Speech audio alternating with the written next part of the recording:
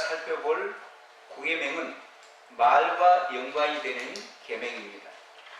어떤 사람의 말을 들어보면 그 사람의 인생의 격조가 느껴지고 그분이 어떤 분인가를 알 수가 있죠. 말이 고운 사람은 그 인생도 아름답습니다. 말을 들어보면 그 사람의 속이 훤히 보입니다. 왜 그럽니까? 마음에 들어있는 것이 말로 표현되기 때문입니다. 어떤 분은 그래요. 나는 말은 이래도 사람은 괜찮아요 라고 말합니다. 하지만 말이 그 사람이고 그 사람의 인격인 것이죠. 그래서 그 사람의 말을 들어보면 그 사람이 어떤 삶을 살아가고 있는지를 우리는 알 수가 있습니다. 말로 인생이 세워지기도 하고 인생이 망가지기도 합니다. 성경은 거짓말을 이렇게 정의합니다. 거짓이라고 믿는 것을 말하거나 글로 옳다고 하는 것, 이것이 거짓말이라고 말합니다. 그러므로 우리가 말로 뿐만 아니라 악성 댓글, 요즘 악성 댓글로도 다른 인생들을 얼마든지 망하게 할 수 있고 피해를 줄 수 있다는 것을 명심해야 됩니다. 악성 댓글이 얼마나 무섭고 다른 사람에게 치명적인 해를 입힌 사례가 수도 없이 많습니다. 제가 설교를 준비하면서 찾아보니까 수도 없이 많아요. 그런데 그 중에 한 두 가지 사례만 들어보겠습니다. 2013년 3월 극단적인 선택을 한 최신실 동생의 최진영 가수가 악성 댓글에 시달리다가 견디지 못하여 극단적인 선택을 했습니다. 그가 운영하던 미니 홈피에는 누나 최신실 씨의 죽음에도 불구하고 악성 댓글과 조롱이 가득했다고 합니다. 그러나 남매에 잇따른 죽음에도 불구하고 악플로 드는 그 악성 댓글을 멈추지 않았다고 합니다. 악성 댓글 피해 사례 중에서 가장 대표적인 예는 왓비컴즈라고 하는 아이디를 가지고 2010년 이전부터 꾸준하게 가수 타블로를 괴롭혀온 것이죠. 타블로에게 진실을 요구합니다. 줄여서 타진요, 일명 타진요라고 하는 이들은 인터넷 카페를 만들어서 조직적으로 악성 눈물을 퍼뜨렸습니다. 우리가 알다시피 타블로는 하버드 대학과 쌍벽을 이루는 스탠포드 대학을 굉장히 우수한 성적으로 졸업했는데 이것이 학력 위주다. 그리고 타블로는 병력을 기피한다. 그리고 이중 국격자다 등의 논란을 만들어서 인터넷에 올려서 퍼뜨렸습니다. 이 사실을 안 그의 아버지는 스트레스를 극심하게 받아서 지병으로 세상을 떠났죠. 타블로는 지금 방송에 눈을 씻고 찾아봐도 없습니다. 가수고 연예인으로서 왕성하게 활동하다가 이 사건 이후로 아마 한국의 환멸을 느끼고 외국으로 이민 가지 않았나 싶습니다. 여러분, 하나님은 법을 만들 때는 우리 삶의 가장 소중한 것을 지키고 보호하기 위해서 만드십니다. 법을 지킬 때 우리의 소중한 것이 잘 지켜지는 것입니다. 반대로 우리가 법을 깨면 어떻게 되죠? 법을 깨고 죄를 지을 때는 우리의 소중한 것도 잘 지킬 수 없을 뿐만 아니라 다른 사람에게 피해를 입히는 것입니다. 따라서 하나님께서 우리에게 십계명을 주신 것은 우리 삶 속에 소중한 것들을 잘 지키게 하기 위해서 주신 것입니다. 오늘 우리가 함께 살펴볼 구계명, 거짓 증거하지 말라는 하나님께서 자신이나 다른 사람에게 주신 명예를 존중하고 잘 지키라는 뜻으로 준 계명입니다. 그래서 우리의 생명이나 우리의 가정이나 우리의 재산이나 우리의 명예를 어떻게 여겨야 됩니까? 소중히 여겨야 되죠. 그와 같이 다른 사람의 생명이나 다른 사람의 가정이나 다른 사람의 재산이나 다른 사람의 명예도 우리가 소중히 지켜들고 보존해야 될 책임이 있는 것입니다. 그래서 이런 계명들을 어길 경우에는 다른 사람에게 직접적으로 피해를 입히게 되는 것이죠. 그래서 십계명 각 계명은 아주 짧은 말이지만 우리가 이 세상을 살아갈 때 어떤 삶을 살아가야 하는지에 대한 가장 중요한 가치를 보여줍니다. 오늘 구계명 거짓 증거하지 말라는 것은 우리 인간이 말로서 혀로서 죄를 지을 수 있다는 것을 말합니다. 그리고 악성 댓글로 또는 글로서 얼마든지 다른 사람의 인생을 파괴할 수 있다는 것을 말합니다. 말이나 혀로서 다른 사람에게 얼마든지 피해나 상처를 입힐 수 있기 때문이죠. 우리가 일상생활하면서 말의 중요성을 다 느끼지 않습니까? 유대인들의 탈무드에 이런 내용이 나오죠. 한 왕이 두 광대를 불러서 한 광대에게는 이 세상에서 가장 악한 것이 무엇이고 다른 한 광대에게는 이 세상에서 가장 선한 것이 무엇인지 알아오라고 명령합니다. 그래서 두 광대가 세상에 나가서 오랜 기간 지내며 여기저기 돌아다니며 드디어 답을 찾은 것입니다. 그들은 왕에게 돌아와서 왕에게 보고를 합니다. 왕이시여, 이 세상에서 가장 악한 것은 혀입니다. 왕이여, 또한 이 세상에서 가장 선한 것도 혀입니다. 그렇게 보고를 했습니다. 이것은 무엇을 말하겠습니까? 인간의 혀가 이 세상에서 가장 선한 것도 만들어낼 수 있고 가장 악한 것도 얼마든지 만들어낼 수 있다는 것입니다. 우리의 혀가 다른 사람을 살리는 양약이 될 수도 있고 다른 사람을 죽일 수 있는 독약이 될 수도 있다는 것을 기억하십시오. 이처럼 말은 우리가 이 세상을 살아가는데 얼마나 중요한지 몰라요.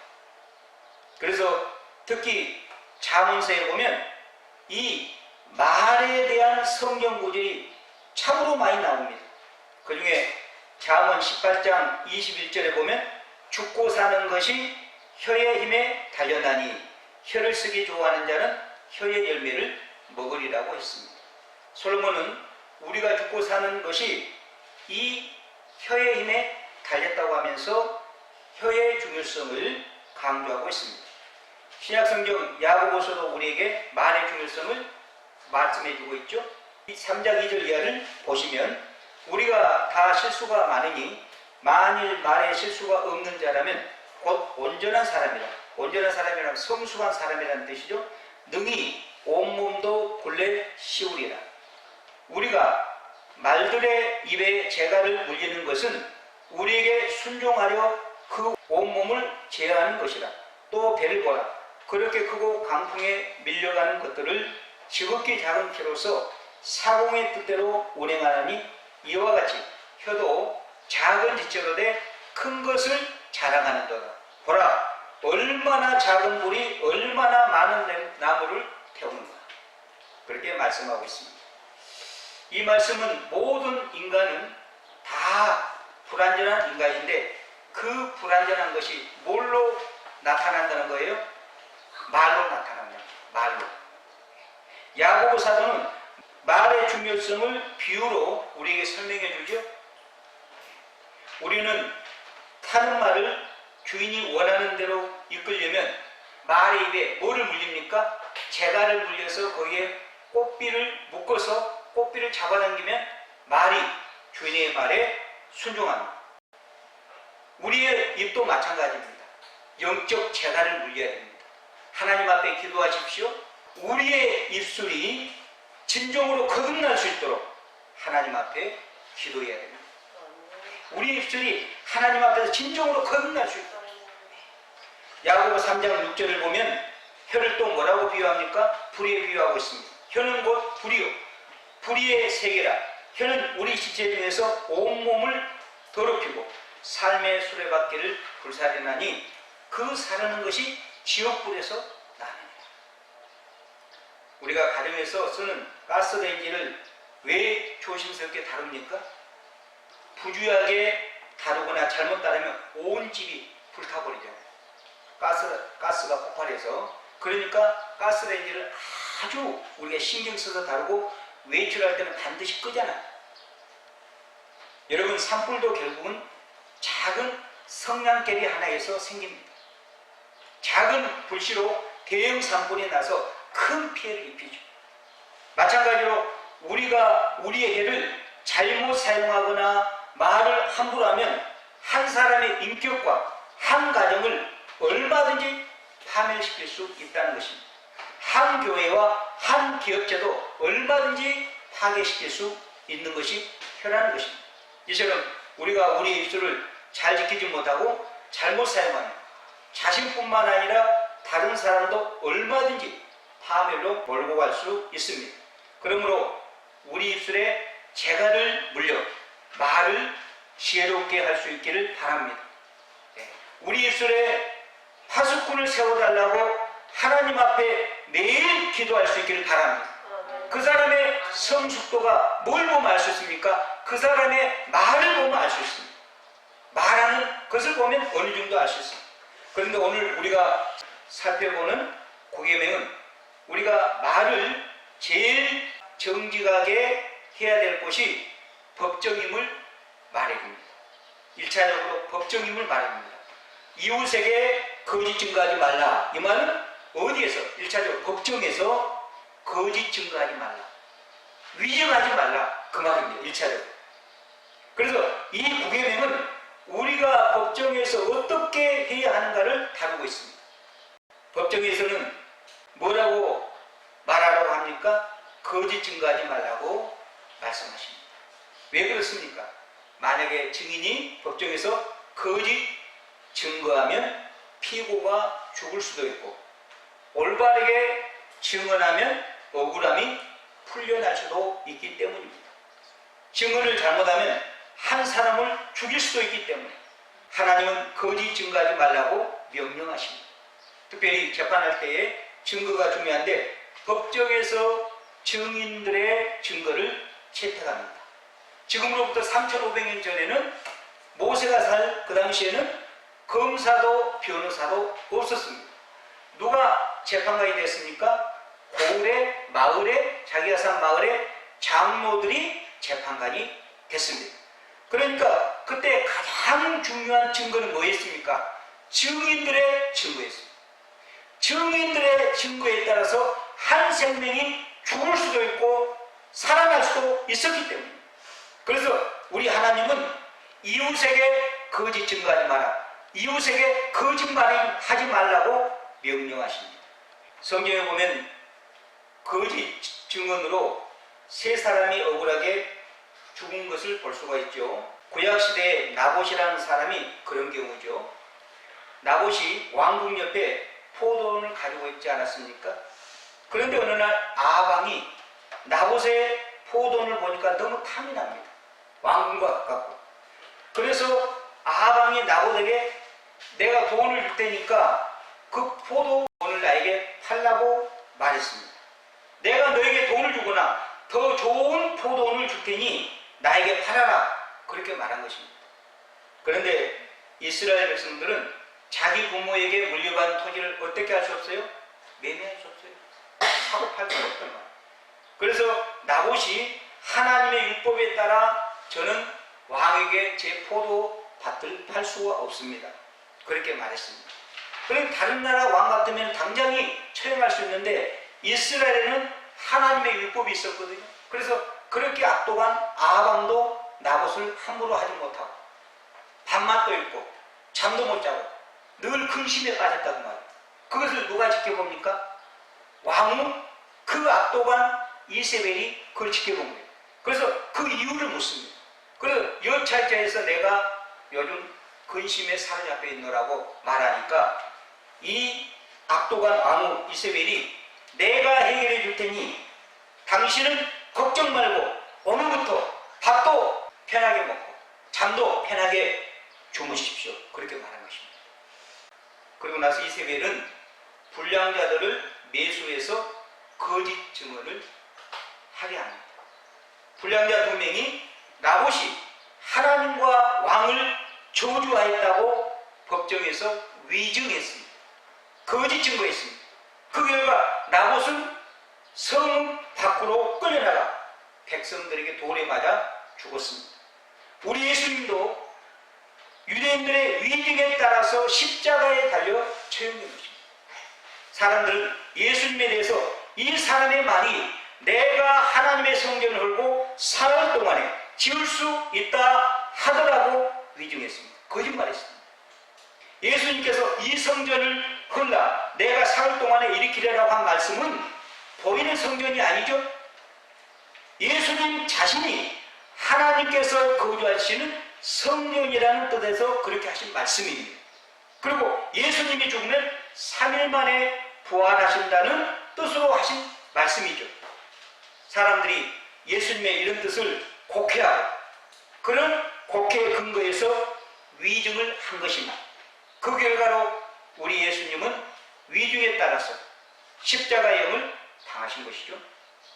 사도행전 6장에 보면 스데반 집사가 나옵니다. 우리 교회사의 최초의 순교자죠. 스데반 집사도 이 위증 때문에 돌에 맞아 죽은 경우입니다. 사람들은 스데반에 대해서 이렇게 위증합니다.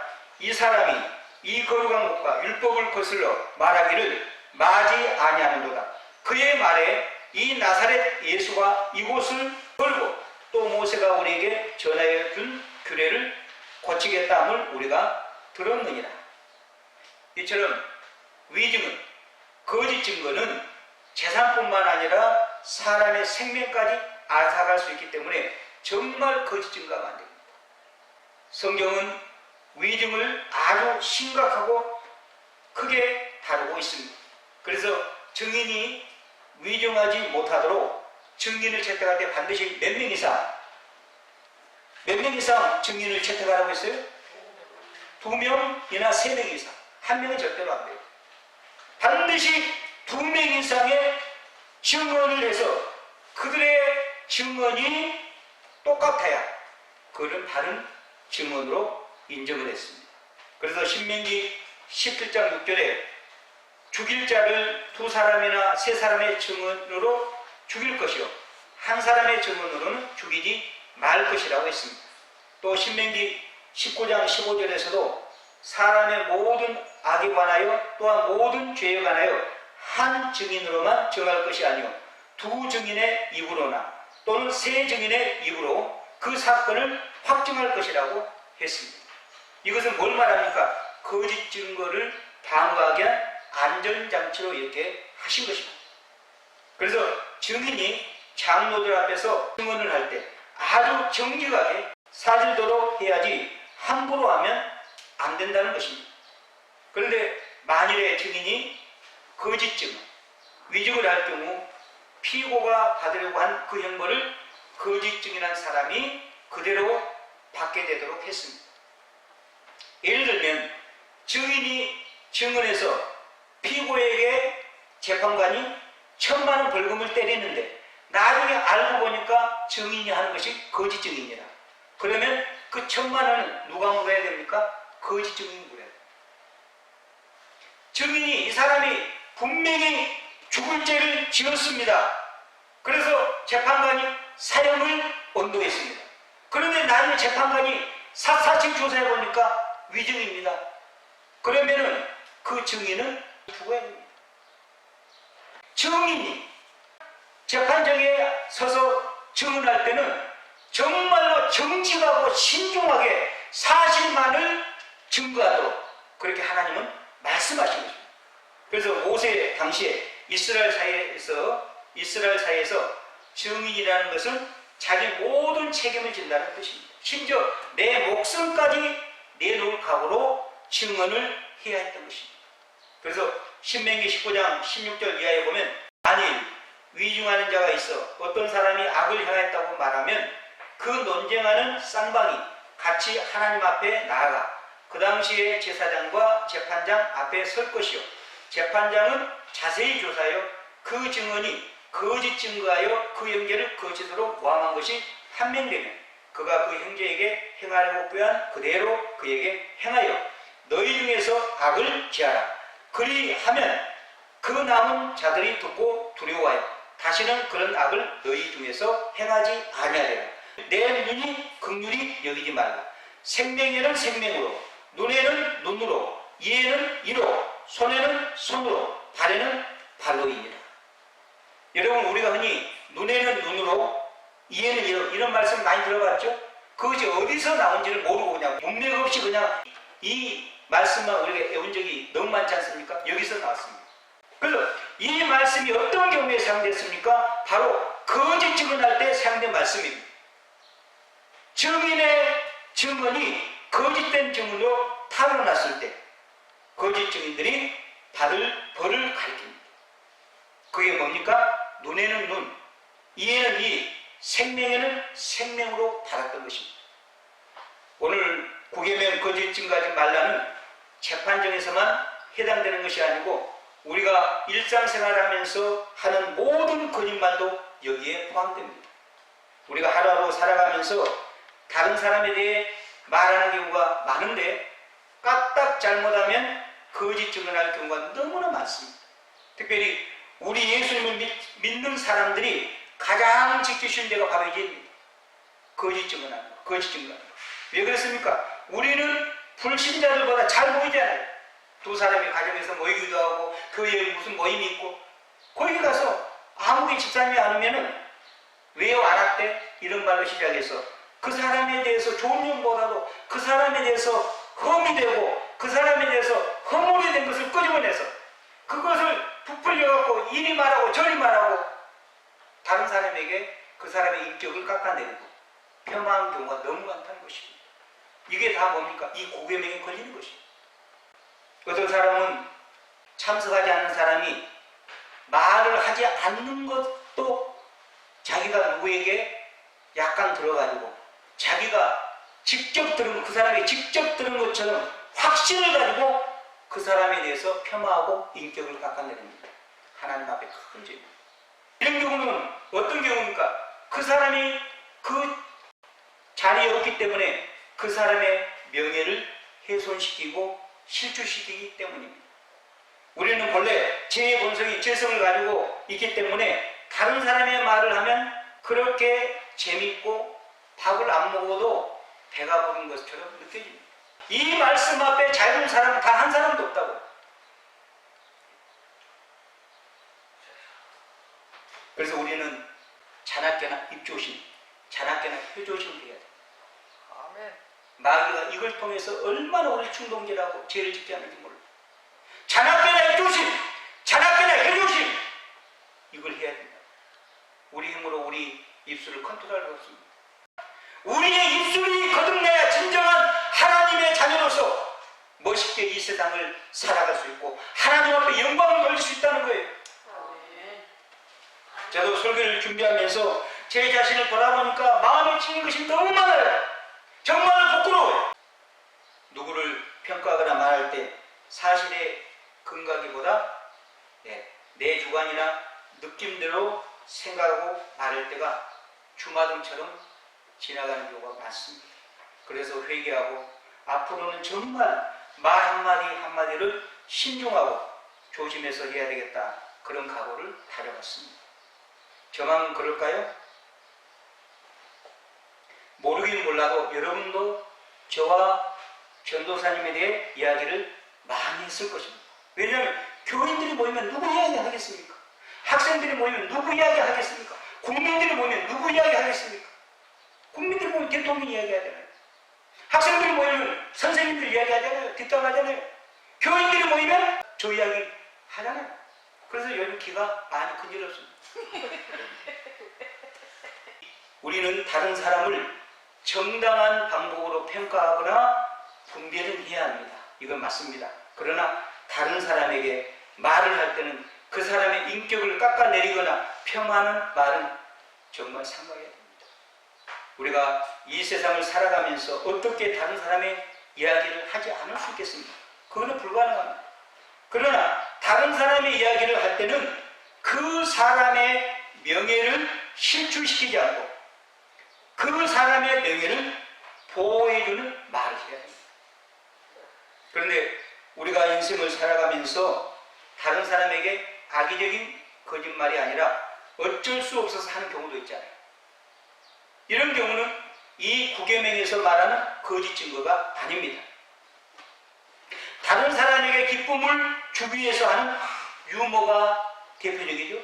코미디언, 개그맨들은 정말로 과장법을 쓰지 않으면 다른 사람에게 폭소를 줄 수 없습니다. 그런데 이 사람 키가 하이힐을 신었는데 키가 160이 될까 말까 하는데 나는 키가 180이 넘습니다 하면 관객들이 와 하고 있잖아요.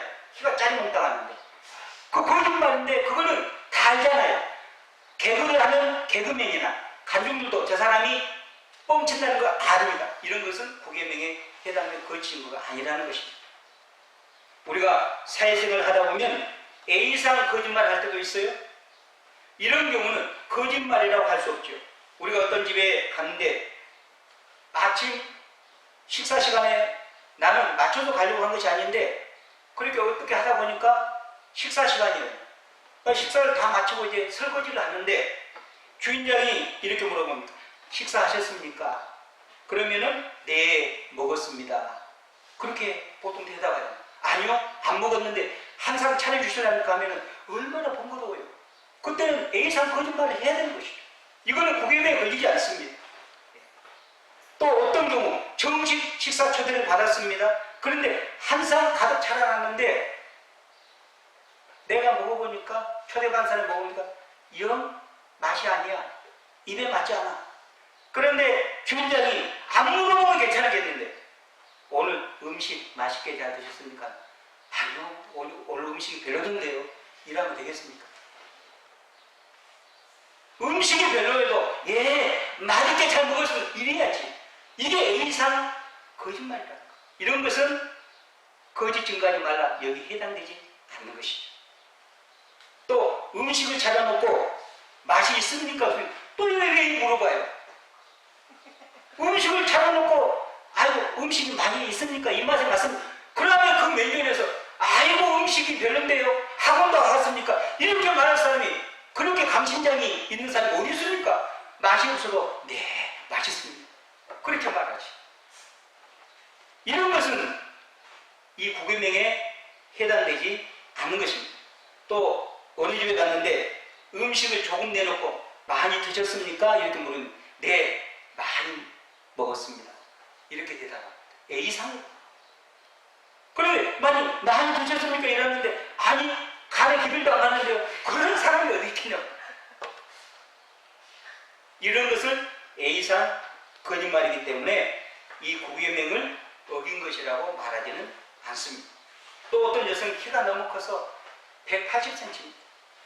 그러면 그 사람 앞에서 나는 남자인데 한 165인데 그 사람 쳐다보기에 부담스러우니까 너 키가 너무 커서 부담스럽네 이렇게 말씀을 그렇게 말하면 상처받을 거 아닙니까? 그건 사실이지만 180에 거기다 하이힐 신으면 185, 막 190 가까이 될 거 아닙니까? 나는 165인데 그러면 너무 키가 커서 부담스럽네 이렇게 말하지 않고 그때는 어떻게 말해야 됩니까? 참 건장하십니다. 이게 지혜다. 이거 A성 거짓말이에요. 이런 것은 죄가 안 되는 것입니다. 그러니까 우리가 사회생활을 하면서 서로 간에 존중하자는 의미에서 A상 거짓말을 할 때도 있습니까? 없습니까? 있다는 것입니다. 이런 거짓말들은 구계명을 범한 것이 아닙니다. 또 선의의 뜻을 가지고 거짓말할 때도 있습니다. 이런 경우도 이 구계명에 해당되지 않습니다. 구약 출애굽기 보면 누가 나옵니까? 히브리 산파들. 히브리 산파들에게 바로왕이 히브리 남자 아이들을 다 죽이라고 명령하잖아요. 그런데 히브리 산모들은 하나님을 섬기는 사람들이니까 생명을 소중히 여겼다. 그래서 바로왕에게 어떻게 거짓말합니까? 바로왕에게 이 히브리 여인들은 너무 건강해서 우리가 가기도 전에 쑥쑥 애를 낳습니다. 이런 거짓말이에요. 이거는 뭡니까? 선의 거짓말. 생명을 살리기 위한 거짓말이에요. 이건 죄가 안 되는 거예요. 기생납도 마찬가지죠. 요소가 보낸 정탐꾼, 쉽게 말하면 간첩 아닙니까? 간첩들을 자기 집안에 숨겨놓고 여리고성 군인들이 자기 집에 들이닥쳤을 때, 그리고 기생나병은 그 첩자들이, 그 간첩들이 어디에 있느냐 이렇게 말하니까 우리 집에 왔지만은 방금 전에 성문을 빠져나갔습니다. 그 거짓말이죠.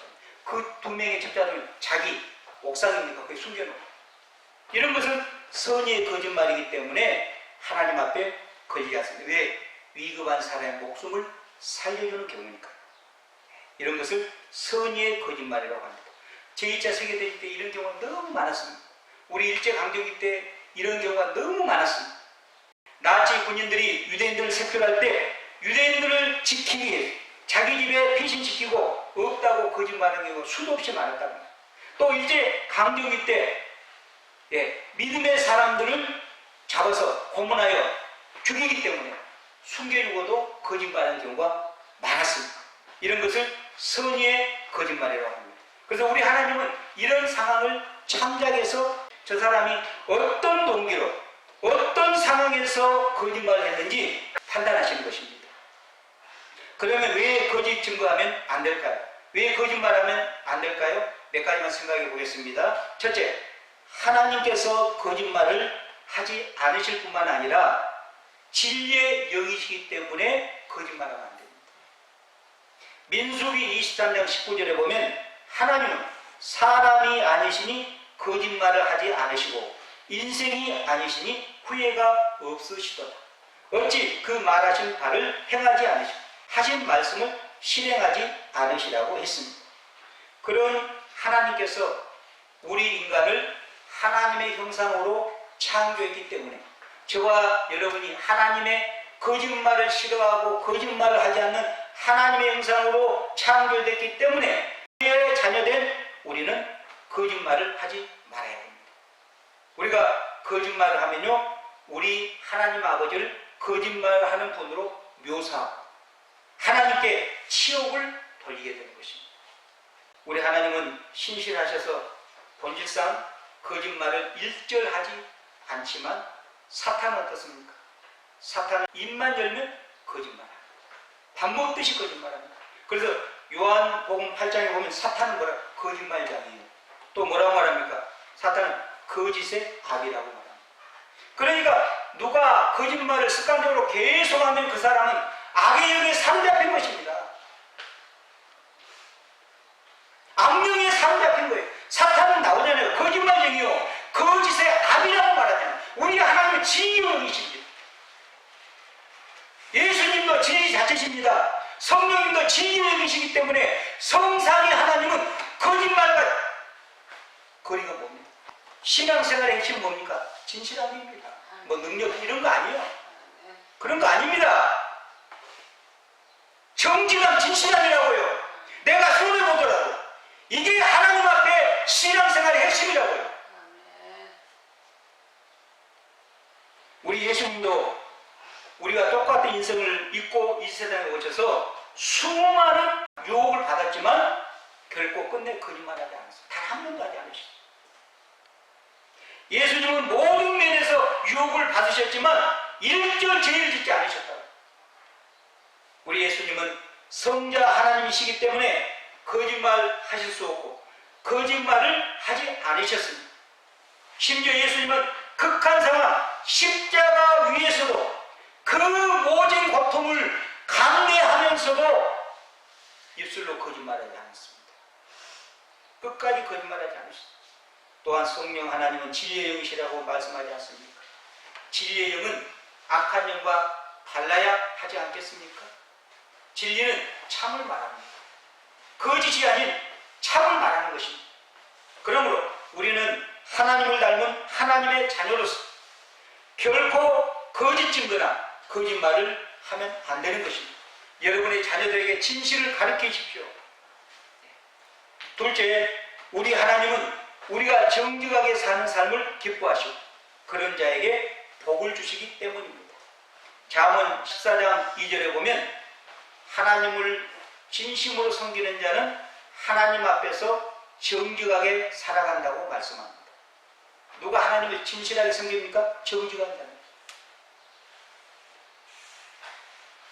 반면에 거짓말과 죄악을 행하는 자는 하나님을 경멸한다고 분명히 말씀합니다. 하나님을 경멸한다, 멸시한다. 우리 인간은 죄의 본성을 가지고 태어났기 때문에 자동적으로 거짓말하게 되었습니다. 어린아이들 보십시오. 얼마나 거짓말을 잘합니다. 그러므로 우리는 날마다 우리의 연약함과 죄악됨으로부터 구원해달라고 하나님께 매일 달려야 합니다. 진짜 잘 사는 길이 뭔지 아십니까? 정직하고 진실하게 사는 것입니다. 최고의 삶의 비결이 뭔지 아십니까? 진실한 것입니다. 우리가 주님 앞에 가까이 가면 갈수록 십자가 앞으로 나아가면 나갈수록 우리는 정직해지는 법입니다. 진짜같이 행동하는데 진짜가 아닌 것이 연극배우 아닙니까? 그래서 헬라어의 위선자라는 말은 원래 가면을 쓴 연극배우를 말합니다. 가면을 쓴 연극배우. 이런 자들이 위선자입니다. 그러니까 진짜같이 행동하는데 진짜가 아닌 거예요. 여러분, 인생은 연극이 아닙니다. 인생은 실제로 현실. 그러면 우리가 날마다 우리의 삶에서 허구를 하나씩 하나씩 벗겨내야 합니다. 점점 더 진실하고 정직하게 가야 합니다. 우리가 진실할 때 우리는 하나님을 만날 수 있기 때문입니다. 그러므로 신앙생활의 핵심은 진실함입니다. 거짓되면 하나님을 결코 만날 수가 없어요. 거짓되면 절대로 하나님을 만날 수가 없어요. 내가 하나님의 말씀을 거부하면 하나님의 생명의 말씀이 나에게 임하지 않아요. 내가 거부하는데 하나님의 말씀 진리의 성령은 인격적이라고, 인격적인 분이기 때문에 내가 거부하면 절대로 내 안에 임하지 않아요. 내가 겸손한 마음으로 그분을 모셔드리기를 원하고 그분을 사모할 때 그분이 내 안에 들어오셔서 나와 함께 하신다 그 말이에요. 거짓말하는 자는 하나님의 은혜를 결코 받을 수가 없습니다. 하나님의 은혜를 받지 못하기 때문에 그 사람이 어떻게 하나님을 기쁘시게 할 수 있겠습니까? 그 사람의 인생은 허전합니다. 처음에는 잘 나간 것 같지만 결국에는 망하게 되어 있습니다. 그리고 우리가 정직하고 진실하게 살면 이 땅에서도 형통할 수 있습니다. 반드시 우리 하나님께서 우리에게 형통한 복을 주시는 것입니다. 잠언 14장 11절에 보면 악한 자의 집은 망하겠고 정직한 자의 장막은 흥하리라고 있습니다. 이 세상에서 정직한 자가 성공합니다. 그러니까 여러분 자녀들에게, 우리 청년들에게 우리가 가르쳐야 될 건 뭡니까? 정직함입니다. 진실함입니다. 내가 이 강단에서 목놓아 말하잖아요. 저도 부족하지만 제가 과거에 거짓말을 많이 해서 엄청난 하나님 앞에 매를 맞고 완전히 쑥대밭이 되고 그걸 깨닫고 나서 이 거짓말은 앞으로 나고 뒤로 미친다. 틀림없습니다. 내가 아무리 힘들게 일해도 하나님께서 거짓말하고 진실치 못한 자의 모든 삶을 한번 흔들어버리면 끝나는 것입니다. 앞으로 남은 것 같지만 계산하면 남은 것이 없어요. 남은 것이 없어요. 그러나 목숨을 걸고 당장 나에게 손해가 임한다 할지라도 하나님의 말씀에 입각해서 정직하게 살려고 결단하십시오. 그러면 우리 하나님께서 여러분의 삶에 형통의 복을 주실 줄 믿습니다. 여러분, 다윗의 위대한 점이 무엇입니까? 정직한 점 아닙니까? 다윗도 우리같이 연약해서 엄청난 죄를 범했지 않습니까? 충신 우리아의 아내를 범했죠. 그리고 충신 우리아를 최전방에 보내서 죽이지 않았습니까? 간음죄와 살인죄를 범했습니다. 그럼에도 불구하고 우리 하나님은 다윗에게 뭐라고 말합니까? 이새의 아들 다윗은 내 마음에 악하니 내가 그를 통하여 모든 것을 이루리. 왜 그랬을까요? 다윗이 우리보다 능력이 좋아서, 우리보다 재능이 아닙니다. 다윗은 자기가 범한 죄를 숨기고 있다. 나란 선지자가 어느 날 와서 당신이 이러이러한 죄를 범했나이다 할 때 다윗은 변명하지 않았습니다. 하나님 앞에 눈물로 침상을 뛸 정도로 통곡하면서 하나님 앞에 울었던 것입니다. 회개했던 것입니다. 이런 연약한 다윗을 왜 하나님께서 기뻐하시고 그를 들어 사용하셨겠습니까? 그는 연약한 인간이었지만 하나님과 사람 앞에서 정직하고 진실하려고 예를 썼기 때문입니다. 그의 정직함이 우리 하나님의 마음에 들었던 것입니다. 하나님을 기쁘시게 했던 것입니다. 그러므로 여러분, 이 세상에서 성공하고 싶으십니까? 정직하십시오. 진실하십시오. 그런 삶을 우리 하나님은 기뻐하시고 그런 사람에게 은혜와 복을 베풀어 주실 것입니다. 셋째, 거짓말하는 자는 반드시 하나님의 심판을 받고 회개치 않으면 지옥에 던져지기 때문입니다. 요한계시록 21장 8절에 보면 그러나 두려워하는 자들과 믿지 아니하는 자들과 흉악한 자들과 살인자들과 음행한 자들과 점술가들과 우상숭배들과 거짓말하는 모든 자들은 불과 유황으로 타는 못에 던져지리니 이것이 둘째 사망이라고 했습니다. 마지막 날 우리 주님께서 재림하셔서 우리의 모든 행위들을 그대로 심판하실 것입니다. 그런데 우리가 손발로 하는 것만 심판을 받는다고 생각하지 마십시오. 입으로 하는 것도 심판을 받는다고 성경은 분명히 말합니다. 내가 입술로 하는 것도 하나님이 심판하시겠다. 그 중에 뭐가 있습니까? 거짓말하는 것. 거짓말하면서 끝까지 얘기하지 않고 마지막을 맞을 때 그 사람은 무서운 둘째 지옥불에 던져진다고 말하지 않습니까? 지옥불에 던져진다. 여러분, 그러므로 기회가 있을 때 거짓된 삶이나 거짓말을 청산하십시오. 진실하고 참된 삶을 살려면 주님을 만나야 합니다. 왜냐하면 우리 주님은 진리 그 자체이시고 진리의 영이시기 때문입니다. 그분을 만나기 전에 모든 인생은 다 마귀의 종으로 마귀에게 속아서 거짓된 삶과 거짓말을 밥 먹듯이 하며 살아갈 수밖에 없습니다. 마귀에 속는 것이죠. 그런 사람은 누가 좋아하고 그런 사람을 누가 믿겠습니까? 이 세상에서도 그런 사람은 신용이 제로입니다. 신뢰를 잃어버리기 때문에 절대로 성공할 수 없습니다. 그러므로 그런 인생은 이 땅에서 망할 수밖에 없는 것이죠. 그동안에 사랑하는 여러분, 하나님은 제9계명에서 이렇게 명령하십니다. 내 이웃에게 거짓 증거하지 말라. 내 이웃에게 거짓말하지 말라. 하나님의 명령에 귀를 기울일 수 있기를 바랍니다. 우리 지난날의 거짓된 삶과 거짓말을 하나님 앞에 철저하게 회개하고 이제부터는 정직과 진실을 생명처럼 여기고 진실하고 정직한 삶을 살아갈 수 있기를 바랍니다. 그렇게 살아갈 수 있도록 결단할 수 있기를 바랍니다. 하나님의 도우심을 구할 수 있기를 바랍니다. 우리의 힘과 능력으로는 어떻게 계속 진실된 삶을 살 수 있겠습니까?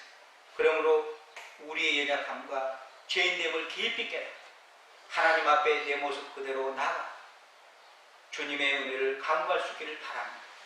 우리가 정직하고 거짓말을 끊으려고 하는 바람과 소원이 있기를 우리 하나님은 원하십니다. 우리가 그런 소원이 있을 때 우리 하나님은 역사하십니다. 내가 거부하는데, 내가 의지를 가지고 성령 하나님을 거부하는데 인격자 되신 성령 하나님이 내 안에 어떻게 들어오셔서 거주할 수 있단 말입니까? 그럴 수는 없습니다. 요한계시록 3장 20절에 보시면 우리 주님은 이렇게 말씀하십니다.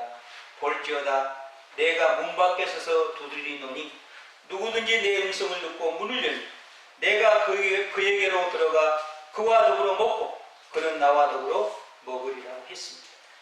그러므로 우리가 이 제9계명 내 이웃에게 거짓 증거하지 말라는 이 말씀을 지키려면 우리 주님을 마음에 모시고 그분과 늘 함께 동행하고 그분 앞에서 말을 해야 하는 것입니다.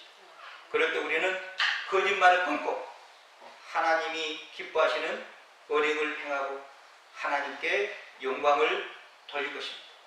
이런 진정한 복이 우리 삶 가운데 임하기를 바랍니다.